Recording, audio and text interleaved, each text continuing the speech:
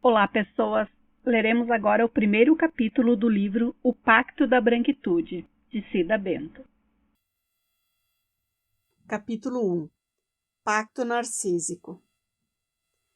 Minha experiência de trabalho com instituições tão diferentes como empresas, organizações governamentais, organizações da sociedade civil, sindicatos de trabalhadores, federação de empregadores, organizações partidárias de centro, esquerda e direita, demonstrou como todas guardam similaridades na estrutura e no modus operandi, quando o assunto são relações de raça e gênero. As organizações constroem narrativas sobre si próprias sem considerar a pluralidade da população com a qual se relacionam, que utiliza seus serviços e que consome seus produtos. Muitas dizem prezar a diversidade e a equidade, inclusive colocando esses objetivos como parte de seus valores, de sua missão e do seu código de conduta. Mas como essa diversidade e essa equidade se aplicam se a maioria de suas lideranças e de seu quadro de funcionários é composta quase exclusivamente de pessoas brancas? Assim vem sendo construída a história de instituições e da sociedade onde a presença e a contribuição negras se tornam invisibilizadas. As instituições públicas, privadas e da sociedade civil definem, regulamentam e transmitem um modo de funcionamento que torna homogêneo e uniforme não só processos, ferramentas, sistemas de valores, mas também o perfil de seus empregados e lideranças, majoritariamente masculino e branco. Essa transmissão atravessa gerações e altera pouco a hierarquia das relações de dominação ali incrustadas. Esse fenômeno tem um nome, branquitude, e sua perpetuação no tempo se deve a um pacto de cumplicidade não verbalizado entre pessoas brancas, que visa manter seus privilégios. E claro que elas competem entre si, mas é uma competição entre segmentos que se consideram iguais. É evidente que os brancos não promovem reuniões secretas às 5 da manhã para definir como vão manter seus privilégios e excluir os negros. Mas é como se assim fosse. As formas de exclusão e de manutenção de privilégios nos mais diferentes tipos de instituições são similares e sistematicamente negadas ou silenciadas. Esse pacto da branquitude possui um componente narcísico, de autopreservação, como se o diferente ameaçasse o normal ou universal. Esse sentimento de ameaça e medo está na essência do preconceito, da representação que é feita do outro e da forma como reagimos a ele. Tal fenômeno evidencia a urgência de incidir na relação de dominação de raça e gênero que ocorre nas organizações, cercada de silêncio. Nesse processo, é fundamental reconhecer, explicitar e transformar alianças e acordos não verbalizados que acabam por atender a interesses grupais e que formam uma das características do pacto narcísico da branquitude. Foi consolidando uma perspectiva sobre o modo de operacionalização das discriminações dentro das organizações, em que questões éticas, morais e relacionadas com a democratização de espaços institucionais sempre são tratadas através de uma perspectiva racional, que busca justificar as desigualdades a partir da ideia de mérito, ou seja, se constatamos representação excessiva de pessoas brancas nos lugares mais qualificados, é porque elas mereceram isso. E a ausência de negras e negros e de outros segmentos deve-se ao fato de não estarem devidamente preparados. Recentemente, a liderança de uma grande corporação, referência no seu ramo no Brasil, foi provocada a trazer mais diversidade ao seu quadro de prestadores de serviço. A reação não foi inédita. Alegaram que já tinham colaboradores de sua confiança e que alterações nesse contexto seriam complicadas. Esse é um típico acordo tácito que precisa ser discutido e alterado quando uma organização decide se tornar mais equânime. No momento em que uma empresa define um plano de promoção da equidade e estabelece ações afirmativas, que vêm não só pela pressão dos movimentos sociais, mas já como uma demanda do público, costuma-se ouvir de parte das lideranças da instituição frases como Não vamos passar a mão na cabeça de ninguém. Precisa ter competência para ocupar cargos mais elevados. Ou ainda, nosso sistema é meritocrático, o que mostra desconforto ou contrariedade diante da possibilidade de mudança no perfil das pessoas que ocupam postos-chave na organização. Mas não só. Um dos desafios está em problematizar o entendimento de que os resultados de processos seletivos, contratações e promoções que colocam homens brancos majoritariamente em posições mais qualificadas são decorrentes exclusivamente do mérito que essas pessoas têm pela excelência individual naquilo que são e fazem. Daniel Markovits, autor do livro A Cilada da Meritocracia, afirma que a meritocracia pretende justificar as desigualdades que produz e criar uma elite que se considera trabalhadora e virtuosa. Esta elite se beneficia das enormes desigualdades em investimentos educacionais e se esforça para oferecer as mesmas oportunidades educacionais aos filhos, passando os privilégios de uma geração a outra, o que vai impactar melhores oportunidades de trabalho e de salários para este grupo.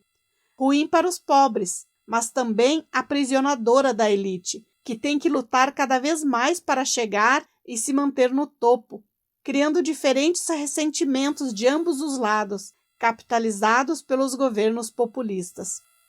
De fato, o conceito comum de meritocracia é o de um conjunto de habilidades intrínsecas a uma pessoa que despende esforço individual e não estabelece nenhuma relação dessas habilidades com a história social do grupo a que ela pertence e com o contexto no qual está inserida. Ou seja, a meritocracia defende que cada pessoa é a única responsável por seu lugar na sociedade, seu desempenho escolar e profissional, etc.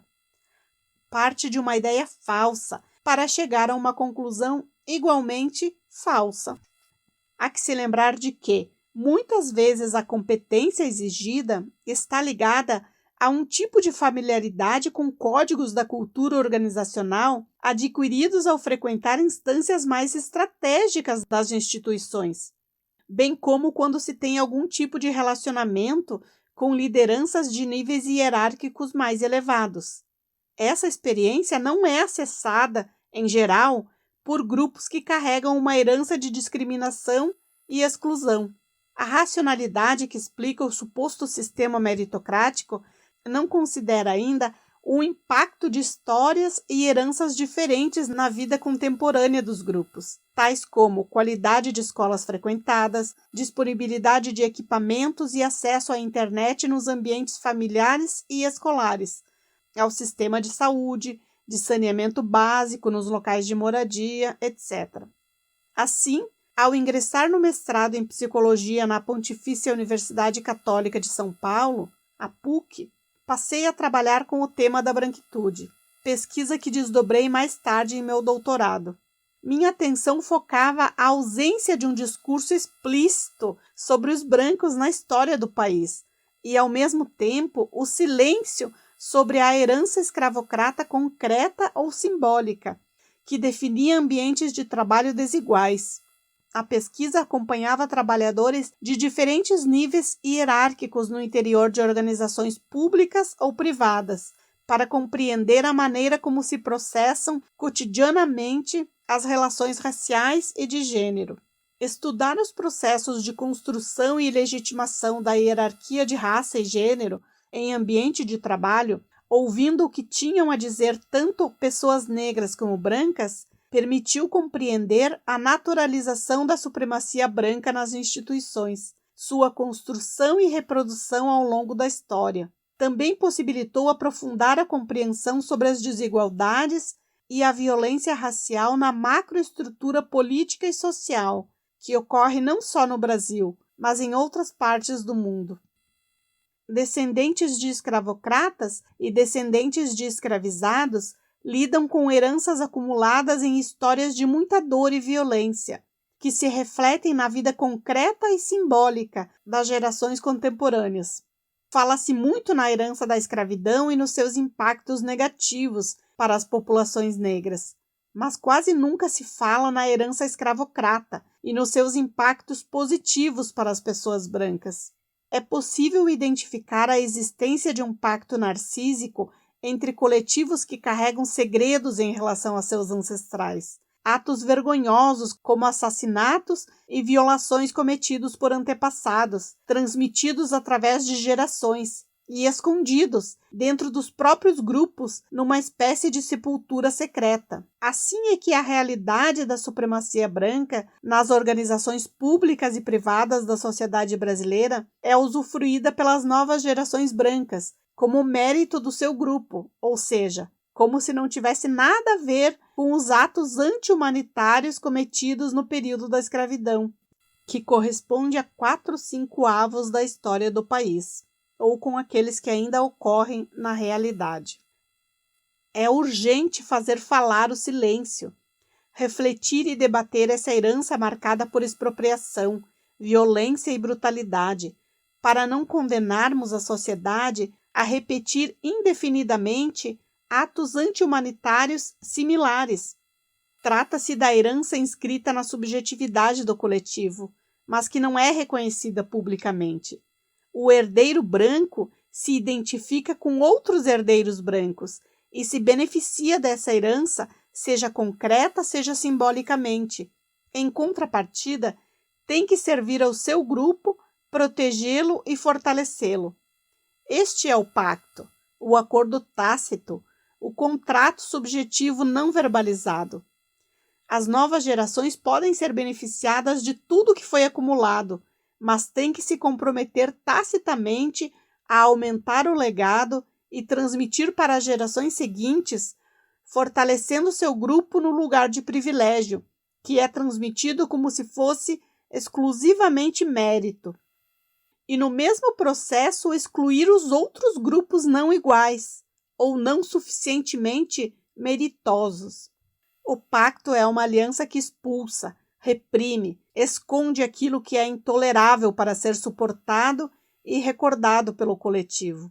Gera esquecimento e desloca a memória para lembranças encobridoras comuns. O pacto suprime as recordações que trazem sofrimento e vergonha, porque são relacionadas à escravidão. Assim, falar sobre a herança escravocrata que vem sendo transmitida através do tempo, mas silenciada, pode auxiliar as novas gerações a reconhecer o que herdaram naquilo que vive na atualidade, debater e resolver o que ficou do passado, para então construir uma outra história e avançar para outros pactos civilizatórios.